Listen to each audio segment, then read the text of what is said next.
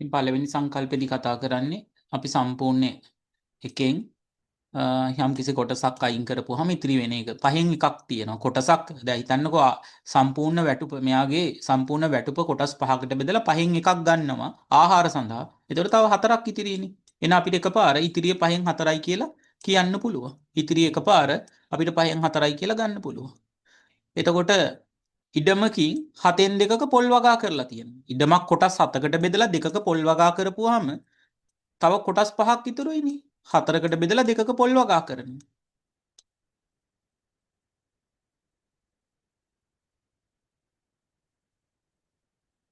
ඉඩමක් තියෙනවා අපි බලමු ඉඩම කොටස් 1යි 2යි 3යි 4යි 5යි 6යි ඉඩම කොටස් හතකට බෙදලා දෙකක පොල් වගා කරනවා.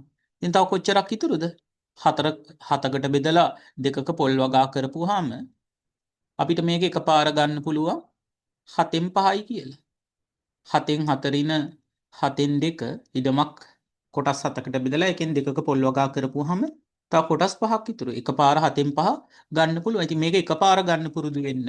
ඒක තමා භාග ගණන් හදනකොට ඉක්මනට ගැටලුව විසඳන්න තියෙන එකම ක්‍රමය. මේ වගේ ඒවා ඉක්මනට ගන්න පුළුවන්. ඉතින් මෙතන තව උදාහරණ දීලා තියෙනවා ළමයි. මේවා මම ඔයගලන්ට ක්ලාස් එකේ කතා කරලා තියෙනවා. ඒතර මෙන්න මේ ගණන් ටික ඔයගලන්ට පුළුවන් හදන්න. අපි පොඩ්ඩක් ස්පීඩ් බලමු කොහොමද මේක එකපාර ගන්න කියලා. මේක එකපාර කියන්න පුරුදු වෙන්න. වැටුපෙන් පහෙන් එකක් ආහාර සඳහා ගියා නම් දැන්ටමත් අපි ගණනය කළා තව පහෙන් හතරක් තව පහෙන් හතරක් ඉතුරුයි. 7න් 2ක භාවිතා කරලා තියෙනවා ජලය. ජල ටැංකියකින් 7න් 2ක් භාවිතා කර ඇත. ඉතිරි ජල ප්‍රමාණය මුළු ධාරිතාවෙන් කවරක්ද කියලා අහනවා. 7න් 2ක් පාවිච්චි කළා නම් 7න් 5ක් තව ඉතුරුයි. තුන්වෙනි ගාන පොල් තොගයකින් 10න් 3ක් විකුණලා තියෙනවා. මේ 10න් 3 දකිද්දි මතක් වෙන්න ඕනේ. තව 10න් 7ක් ඉතිරි කියලා. විකිණීමට ඉතිරිව ඇති පොල් ප්‍රමාණය 10න් 7යි. 12න් 5 කියනකොට මේ 12න් 5 දකිද්දි වාට 12න් 12 ඍණ 12න් 5 කියලා ලියන්න පුළුවන්.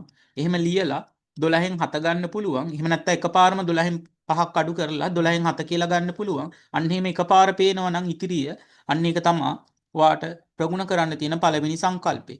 එතකොට 12න් 5ක් ගියාට පස්සේ 12න් 7ක් ඉතුරුයි. ඊළඟ එක බලන්න ඉඩමකින් 3න් 1ක පොල් වවා ඇත. ඉතිරි ප්‍රමාණය 3න් 2යි කියන එක එකපාර ඔලුවට යන්න ඕනි. එතකොට ඔයගලන්ට මේ ප්ලැට්ෆෝම් එකට ගිහිල්ලා ළමයි මේවට අවශ්‍ය පිළිතුරු දීලා තියෙනවා. ඒවා බලන්න පුළුවන්. ඉතින් මේවා පිළිතුරු දීලා තියෙනවා. අනිවාර්යෙන් ගිහිල්ලා මේක කරන්න. ඔයාලට ලකුණු 10න් 10 ගන්න පුළුවන්. අපි බලමු දෙවැනි සංකල්පය මොකක්ද කියලා. මෙන්න මේ දෙවැනි සංකල්පය ඊටාම වැදගත් සංකල්පයක්. මේ දෙවැනි සංකල්පය තුලදී අපි කතා කරනවා මේ ඉතිරියකින් කොටසක් හොයන හැටි.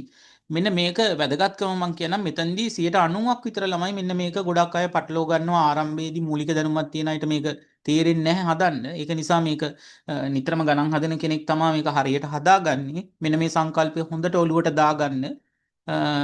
ඉතිරයකින් කොටසක් සෙවීම කියන එක මම මේක උදාහරණයකින් පැහැදිලි කරන්නම්. වැටුපකින් පහෙන් එකක් ආහාර සඳහා වැය කරයි. එතකොට එකපාරම ඉතිරිය 5න් 4යි කියලා අපිට ඔලුවට යනවා. 5න් එකක් ආහාර සඳහා ගියාම 5න් 4යි ඉතිරිය. මේ ඉතිරියකෙන් 3න් එකක් ගමන් බිමන් සඳහා වැය කරයි. ඉතිරියෙන් කියන වචනේ කියනවා. එතකොට ඉතිරිය දැන් ඕගොල්ලෝ දන්නවා 5න් එකක් ගියාම 5න් 4ක් ඉතිරි. මේ 5න් 4න් 3න් එකක් 5න් 4න් 3න් එකක්.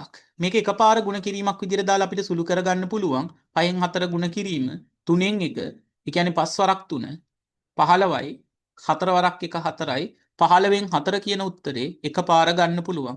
මේ ඉතිරියෙන් කියන શબ્දයත් එක්ක හල්න යන්නේ එහෙම නැත්නම් ගුණ කිරීම යොදා ගන්න පුළුවන්.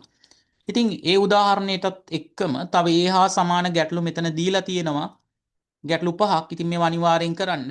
ඉඩමකින් 4න් එකක් තේ වවා ඇත කියලා දීලා තියෙනවා. බලන්න මේ ගානත් අපිට ඉක්මනට හදා ගන්න පුළුවන්. අර මං කියපු විදිහට හිතුවොත් 4න් එකක් ගියා නම් තව 4න් 3ක් තියෙනවා. 4න් එකක් ගියා නම් තව 4න් 3ක් තියෙනවා.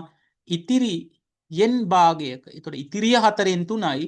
මෙන්න මේ 4න් 3න් භාගයක එළවලු වගා කරලා තියෙනවා. 4න් 3 ටක් ගාලා ಗುಣ කරන්න ඕනේ භාගයෙන්. ඒ කියන්නේ 4න් 3 භාගයෙන් ಗುಣ කළා කියන්නේ හරයෙන් ගුණ වුණාම 4 වරක් 2 8යි ලවය ලවයෙන් ගුණ වෙනවා 3 වරක් එක 3යි මේකේ උඩයි යටයි කපන්න බැරි නිසා එකපාර 8න් 3 කියන උත්තරේ ගන්න පුළුවන්. ඉතින් මේකට තව උදාහරණ දීලා තියෙනවා. මේවා ටික ප්‍රැක්ටිස් කරන්න ගෙදරදී මේ නැවත මතක් කර දීමක් කරන්නේ. ඒතර මේවා අපි ක්ලාස් වල කතා කරලා තියෙනවා ළමයි. ඔයගලන්ට බලා ගන්න පුළුවන්. එතකොට මේ විදිහට ගන්න පුළුවන්. එහෙනම් අපි ඊළඟ සංකල්පෙට වැදගත් වෙන ඊළඟ සංකල්පෙත් මතක් කරමු. මේවා ක්ලාස් එකේ කතා කළා. මොකක්ද ඊළඟ සංකල්පේ?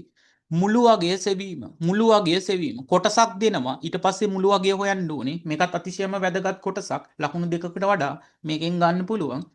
ඉතින් භාග ගාන සම්පූර්ණ අවබෝධයෙන් හදනවා නම් මේවා ඔයාලට සාමාන්‍ය වෙලා තියෙන්න ඕනේ. මොකද්ද මේ තුන්වෙනි සංකල්පේ? මුළු වගේ සෙවීම. භාගයකට අදාළ වටිනාකමක් දීලා තියෙනවා. ඒක මුදල් වෙන්න පුළුවන්. එහෙම නැත්නම් ඉඩමක පර්චස් ප්‍රමාණය වෙන්න පුළුවන්. ඕ වගේ නොයෙක් විදිහට අපිට ඒක ගන්න පුළුවන්. එතන මේක හිතන විදිහ මම ඔයගලන්ට සරලව කියලා දෙන්නම්. දැන් මේකේ මුළු එක කියලා දාලා සූත්‍රයක් තියෙනවා. මේක මීට වඩා සරලව මම ගන්න සංකල්පය ඔයගලන්ගේ ඔළුවට දැන් දාන්නම්. අපි මේ උදාහරණයෙන් තේරුම් ගමු. යම් මුදලකින් පහෙන් දෙකක් රුපියල් 1000යිලු. පහක් තියෙනවා පහෙන් දෙකක් රුපියල් 1000යි. එතකොට පහෙන් දෙකක් රුපියල් 1000යි. එකක් 500යිනේ. පහෙන් එකක් 500යිනේ. ඒක ඔලුවට යන්න ඕනේ පහෙන් එකක් 500යි කියලා. කොහොමද ඔලුවට යන්නේ? අපි මේක දකිනවා පහෙන් දෙකක් 1000යි. ඒතර කොටස් දෙකක් 1000යි නම් එක කොටසක් හොයන්න පහෙන් එක හොයන්න 1000 දෙකෙන් බෙදනවා. 1000 දෙකෙන් බෙදනවා. 1000 දෙකෙන් බෙදපුවාම අපිට 500 එනවා. ඒ කියන්නේ ඔයාට පැහැදිලි පහෙන් එකක් කියන්නේ 500ක් කියලා. ඒතර පහෙන් දෙකක් හොයන්න ඕන නම් 500 දෙකෙන් වැඩි කරන්න පුළුවන්. පහෙන් තුනක් හොයන්න ඕන නම් 500 තුනෙන් වැඩි කරන්න පුළුවන්. ඔයාට ඕනි කරන්නේ පහෙන් පහක් නිසා ඔයාට පුළුවන් 500 පහෙන් වැඩි කරලා 2500යි කියන එක ගන්න. ඒතර මුළු එක පහෙන් පහක් කියන්නේ 2500යි කියලා ඔයාට හොයාගන්න පුළුවන්. ඉතින් ඔන්න ඔය සංකල්ප තුන පුළුවන් නම් ඔයාට භාග ගානේ ලකුණු 6ක සහ 8ක ලකුණු ප්‍රමාණයක් ගන්න පුළුවන්. ඉතින් මේ සංකල්ප තුන හොඳට ප්‍රගුණ කරන්න.